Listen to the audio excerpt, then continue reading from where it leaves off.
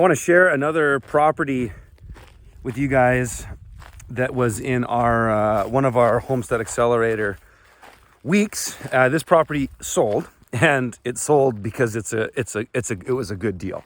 It's a good deal for what's around there. So this place is in Ethel, Louisiana, and this acreage has a really good balance of what I like to see in a homestead. Sure, I'd like to see more land. I always like bigger acreages, but for this size, it's fairly nice. There's a nice balance of vegetation and wildlife with the trees. It's got a lot of privacy. The place that the pasture and farmland is located, the house, it's got really good access and circulation in.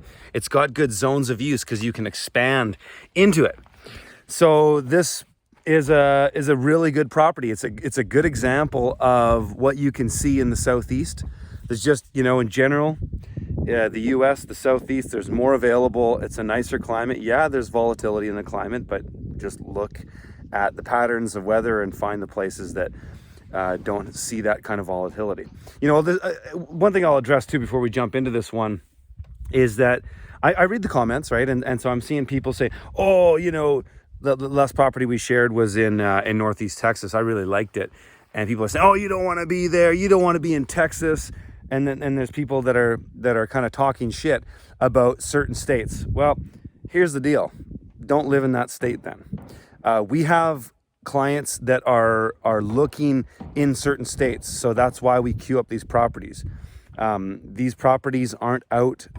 I'm not putting these out to get your opinion on the best place. I'm showing you the kind of service that we offer with the Homestead Accelerator. And again, there'll be links below the video if you want to check that out. If you want me to find you a sweet place to live, a good homestead property, that's what this program's all about. So here's another example.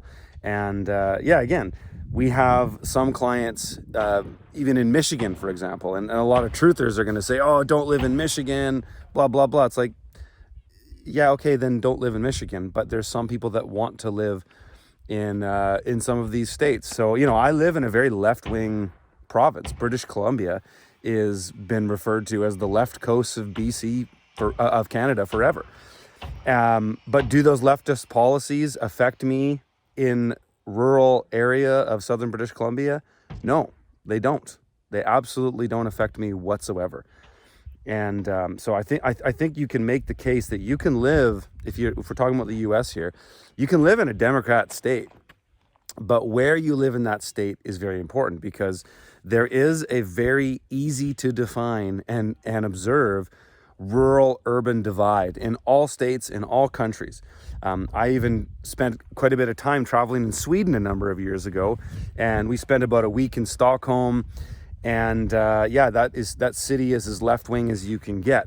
But you get out into the deep country of Sweden and you meet the real Norsemen. You'll meet the real, all the gamma males and all the metrosexuals are in the cities. But the real men are in the country. They're on the land.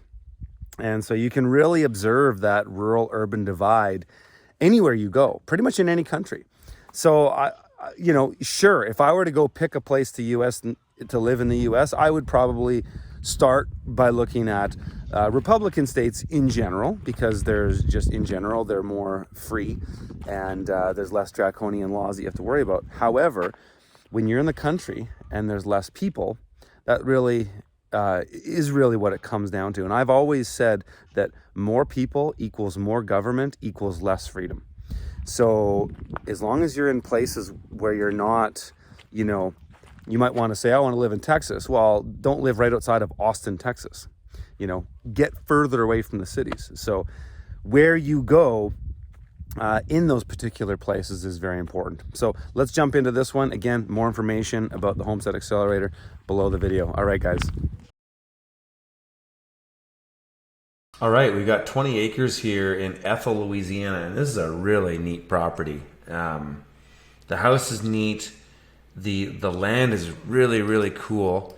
And I'm excited to share this with you guys. So Zone 8B down here in this part of Louisiana, 194 growing days, first frost October 11th, last March 21st. Very low average wind speed, 5 miles an hour. 61 inches of rain, which is really nice, and 0.2 inches of snow. There's a pond here. That's what we have listed as the main water source. And median age here is 42, and median income is 57,000. So fairly, upper middle class part of Louisiana. And just real quick, looking at this property, it's a really nice, straightforward property boundary. Just zooming out a little bit quick here. No threats as far as, big ag, oil and gas development, no major industry near us. It's a really nice part of Louisiana. And this was low on the, even though we're fairly close to the ocean here, we're low on the hurricane index. So we're only 76 meters, call it 80 meters times 3, so 240 feet above sea level. But we're high enough, you can see where it gets really low in this part. It's all Louisiana. As you get to the Mississippi River, it gets really low, but you're still kind of up high on this bench area here. So anyways, surrounded by lots of trees, really, really straightforward, nice property, lots of farmland, easy access in. And then we'll look at some of the photos here in a second here. So welcome to this charming countryside retreat nestled in the heart of the picturesque country landscape. Sitting on 20 acres, this property boasts expansive green lawns, lush gardens, orchards, vineyards, majestic trees, and a stocked pond, which creates a private oasis. This home also features a barn, including electric on concrete slab. The exterior of the home features balconies overlooking the pond and the front of the property. RV hookup, log siding, with cypress beams and trim, and newly painted hardy plank. As you step inside the upper living area, you're greeted with by a warm and inviting interior. The open concept designs allows for a seamless flow between the living spaces, creating a sense of spaciousness and freedom. Large windows throughout the home invite an abundance of natural light, providing breathtaking views of the surrounding countryside from every angle. Custom cypress built-in cabinets with pull-out drawers are featured in the living room, as well as featured in the master bedroom closets. The kitchen features new appliances and offers plenty of space to enjoy meals with family and friends. The home features geothermal heat pump, high efficiency unit, as well as a home water alkaline filtration system. That's nice. And a whole home generator. Downstairs features a workshop with an in-law suite, including a bedroom, half bath, and living area, bonus room. Located in a prestigious country setting, this property provides a sense of privacy and seclusion for those who have a deep appreciation for the beauty of the countryside. Don't miss your chance to own this remarkable country home. So, on our water sources here, I'm pretty sure this is going to be connected to the county water. Or is it just, everybody else has ponds here. I wonder if it is just your pond water. No, they don't have a pond. Yeah, so I'm pretty sure there's going to be this, and I would verify this with the realtor, but I'm assuming there's 2 water sources here because we always try to find 2. My notes just have one on the pond because they don't mention it, but I'm pretty sure this would have county water, like a regional water district type thing, as well as the pond. I bet you the water that the house gets is off the county water, and then this pond here is for fishing or as a backup water source.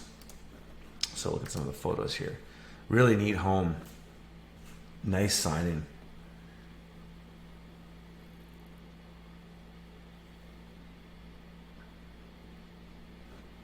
Fruit trees in here. I mean, it's just a blank slate as far as farming is concerned. Really cool raised beds. Those kind of steel siding, galvalume raised beds. That's neat. Kind of shop, nice, close to the garden. That's great.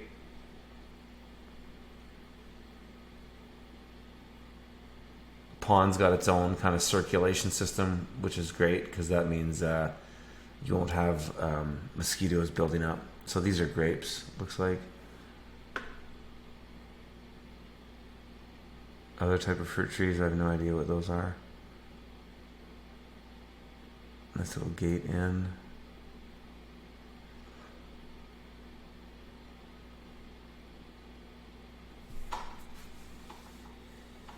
That's a relatively new vinyl plank floor.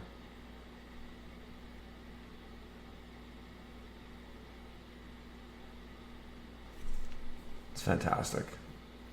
Open deck. That's really nice.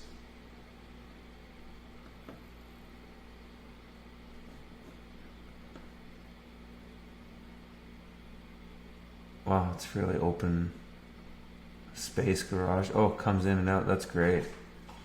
Oh, that's that building that's next to the garden. Yeah, you can do whatever you want farming on here. Wide open. Yeah, really, really cool property. I mean, fairly upscale. I love the privacy. Long driveway coming in, but I mean, you could do whatever you want on these fields. Like this is... You could do a lot of farming here.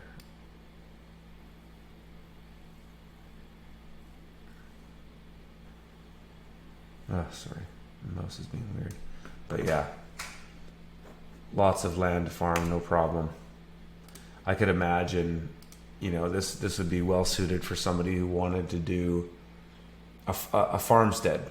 You know, you wanted to have a homestead, but you wanted to maybe have a commercial enterprise tied to the farm as well. And so you could very easily put a whole commercial farming operation right up front here. You could have a market garden in here, no problem. You could even do pasture poultry or things like that. Like right there, you got plenty of space for that. And then, you know, in your homestead area, you've got tons of land you can use for gardens and whatnot. So even there is 2.5 acres. Bring it back to here. And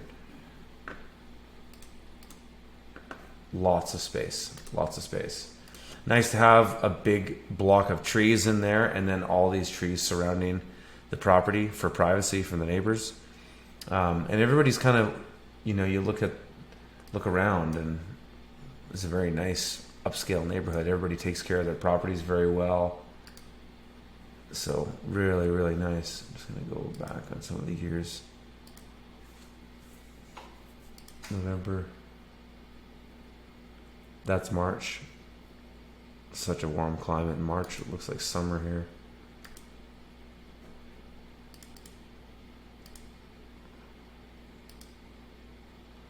So, yeah, you could do anything with this property. And again, you know, it's a really nice area. There's no, this is just hay cropping, fairly benign. These are, you know, farmsteading properties. These people that might, you know, they might be well off, and then they lease out their fields, and then somebody comes and cuts hay a couple times a year, kind of thing. It's very typical in some of these farming areas. But yeah, this property is, I mean, imagining zones of use, it's really good. It's unbelievable, beautiful climate, humid, hot. You got to like the heat, because I mean, in this climate, a lot of people escape during the summer. They go north because it's pretty uncomfortable. But you know, as a Canadian, I'd probably revel in it. It's pretty nice. So the climate's nice. The landform is flat. You know, it is what it is, because we're still fairly low elevation at sea level, but the shape of the land is good. There's water here. The access is clear and easy. You can have circulation in here. You can have zones of use. You could add in other buildings in here, no problem. This is a fantastic property. And I think as far as what they're asking, it feels pretty reasonable. 35 days on the market. Feels, yeah, like they're right around where this is valued, so they're not really asking too much. They're kind of just, looks like they're pricing this to sell, actually. If you guys liked that video and you want to see more about this or you're interested in the Homestead Accelerator, there'll be a link in this video or down below. Check it out. See you in the next one.